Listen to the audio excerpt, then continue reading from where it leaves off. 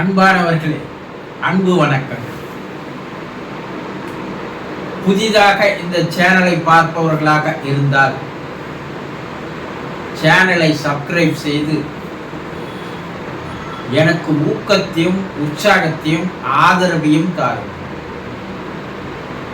நீங்களும் உங்களுடைய குடும்ப உறுப்பினர்கள் அனைவரும் நல்ல உடல் நலத்தோடு, நல்ல மனநலத்தோடு, நல்ல வாழ்க்கை வளத்தோடு, நீண்ட ஆயுளோடு, நிறைந்த மெய்ஞானத்தோடு வாழ எல்லாம் வல்ல தெய்வீக பேராற்றலிடம் நாள்தோறும் உங்களுக்காக பிரார்த்தனை செய்கிறோம். இன்று நாம் என்ன பார்க்க போகிறோம் என்றால், ஒரு அன்பர் குருஜி, பூமியில் வாழ்பவர்கள் இறந்த பின்பு அவர்களுடைய ஆன்மா ஆவி உலகம் போகிறது, அவர்களுடைய குணங்கள் அங்கே மாறிவிடுமா என்று ஒரு கேள்வி கேட்டிருக்கிறார். பூமியில் வாழ்கின்ற மனிதர்களுடைய குணங்கள், அந்த குணங்கள் ஆவி உலகம் சென்ற பிற்பாடு அந்த குணங்கள் மாறிவிடுமா, இல்லை அப்படியே தான் இருக்குமா என்பதுதான் அவருடைய சந்தேகம். பூமியில் வாழ்கிற போது மற்றவர்களை ஏமாற்றுவது, துரோகம் செய்வது, சுயநலத்தோடு இருப்பது, இரக்கமில்லாமல் இருப்பது, பழிவாங்கும் குணத்தோடு இருப்பது, வஞ்சக குணம் கொண்டிருப்பது, கயமை குணம் கொண்டிருப்பது, கஞ்சத்தனம் கொண்டிருப்பது, உயிரினங்களை துன்புறுத்தி பார்த்து அதில் சந்தோஷம் அடைகின்ற குணத்தை வைத்திருப்பது, இப்படியெல்லாம் குணங்களோடு வாழ்கின்ற மனிதர்கள் பூமியில் இருக்கிறார்கள் இல்லையா? இன்று அதுதானே அதிகமாக இருக்கிறது. யாரை எப்படி கட்டால் என்ன, யாரை எப்படி ஏமாற்றினால் என்ன, யாரை கொலை செய்தால் என்ன, அதனால் நமக்கு ஆதாயம் கிடைக்கிறதா, பண வசதி கிடைக்கிறதா, நாம் சந்தோஷமாக இருக்க முடியுமா, எந்த உயிரினத்தை கொன்றால் நமக்கு என்ன, அதனால் நமக்கு பணம் இருக்கிறதா?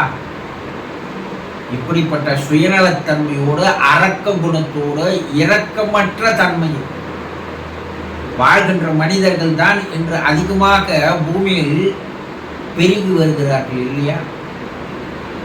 நம்மை சுற்றி பார்த்தோமையினால் யாருமே பொதுநலத்தோடு இருப்பதாக தெரியவில்லை.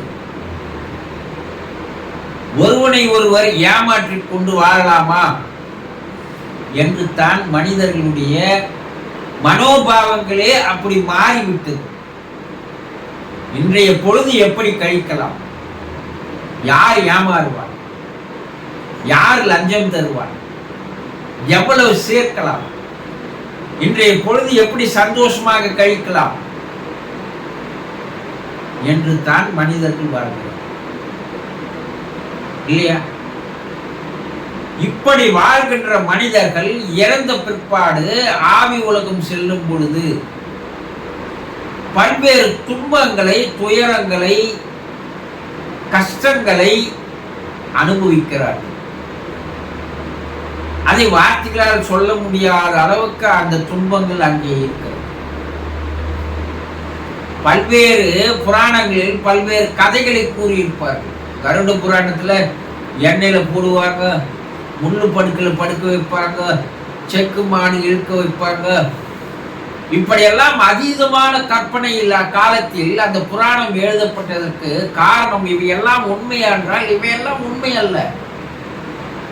இதையெல்லாம் படித்து பார்த்தாவது மனிதர்கள் இறந்த பிற்பாடு நாம் மேலே போனால் இந்த தண்டனை எல்லாம் அனுபவிக்க வேண்டுமே, அதனால் இப்போது வாழும்போதே நாம் திருந்தி வாழலாம் அல்லவா என்பதற்கு மனிதனை பயமுறுத்துவதற்காக நம்முடைய முன்னோர்கள் செய்த கற்பனை கதைகள் தான் அவை. ஆனா இப்போ ஆவி உலக ஆராய்ச்சியில் அங்கே இருண்ட ஒரு உலகம் இருக்கிறது, அவ்வளவுதான். அந்த இருண்ட உலகத்தில் விட்டால் எதிரில் இருப்பவர்கள் தெரியாது, நம்மை சுற்றி இருப்பவர்கள் தெரியாது, எதுவுமே தெரியாது. அப்படிப்பட்ட ஒரு வாழ்க்கை பெரிய துன்பத்தை தரக்கூடிய வாழ்க்கை தானே. எங்க இருக்கிறோம், எதிரில் யார் இருக்கிறாங்க, என்ன பண்றாங்க தெரியாது. பல்வேறு சிறைகளில் இருட்டறையில் வைத்திருப்பது ஒரு தண்டனையாக பயன்படுத்துகிறார். அதோட ஒரு பெரிய கொடுமை வேறு எதுவுமே கிடையாது.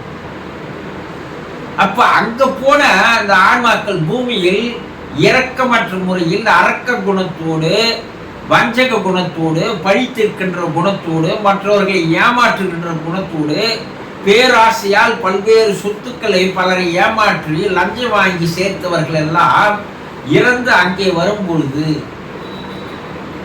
இங்கே பூமியில் இருக்கின்ற இந்த குணங்கள் எல்லாம் அங்கே இருக்கிறதா என்றால் அப்பதான் அவங்க நினைச்சு பார்க்கிறாங்க, ஐயோ நம்ம இந்த துன்பம் இது போல இங்கு கிடைக்கும் என்று இருந்தால், தெரிந்திருந்தால் நாம் குணம் மாறி மனம் மாறி வாழ்ந்திருக்கலாமே என்று நினைத்து பார்த்து கண்ணீர் விட்டு கதறி அழுகின்ற நிலை அங்கே இருக்கிறது. அப்ப அவர்களுடைய குணங்கள் அங்கே மாறுகிறது. பூமியில் வாழ்ந்தது போல அங்கே இருப்பதில்லை. அங்கே அவர்கள் பூமியில் வாழ்ந்த வாழ்க்கையை நினைத்து பார்த்து வருந்துகிறார்கள், வேதனை அடைகிறார்கள். ஒழுங்கா வாழ்ந்திருக்கலாமே, நம்ம ஏதோ ஒரு கண்கட்டி போல கண்கட்டி கொண்டு சுயநலத்தோடு வாழ்ந்தோமே. இங்கே உயர்நிலை ஆன்மாக்கள் வாழ்கின்ற வாழ்க்கையை பார்க்கும்போது நமக்கு அந்த நிலை நமக்கு கிடைத்திருக்குமே. நாமா அல்லவா வாழ்க்கையை கெடுத்துக் கொண்டோம், நாமா அல்லவா குணத்தை கெடுத்துக் கொண்டோம், நடவடிக்கைகளை கெடுத்துக் கொண்டோம், மனதை கெடுத்துக் கொண்டோம். அங்கு மேல வந்த பிற்பாடுதான் அந்த குணம் அவர்களுக்கு மாறுகிறது. தவறுகளை நினைத்து வருந்துகிறார்கள். இது வரைக்கும் பூமியில வருந்தாத மனுஷர்கள் அங்கே வருத்தம் அடைகிறார்கள். தன்னால் ஏமாற்றப்பட்டவர்கள் தன்னை சாப விடாமல் அவர்கள் நன்றாக இருக்க வேண்டும் என்று அங்கிருந்து அவர்களை வாழ்த்துகிறார்கள். ஐயோ உங்களை நான் தெரியாத ஏமாத்திட்டேன், நீங்க சாபகமும் குத்துறாதீங்க, நாங்க இங்க வந்து மேலும் தண்டனை அனுபவிக்க வேண்டியது வரும், நீங்க நல்லா இருங்க. அங்கே அவர்களிடம் மன்னிப்பு கேட்கிறார்கள். பூமியில் ஏமாற்றப்பட்டவர்களிடம் மன்னிப்பு கேட்கிறார்கள். அந்த மன்னிக்க குணம் பூமியில் கிடையாது.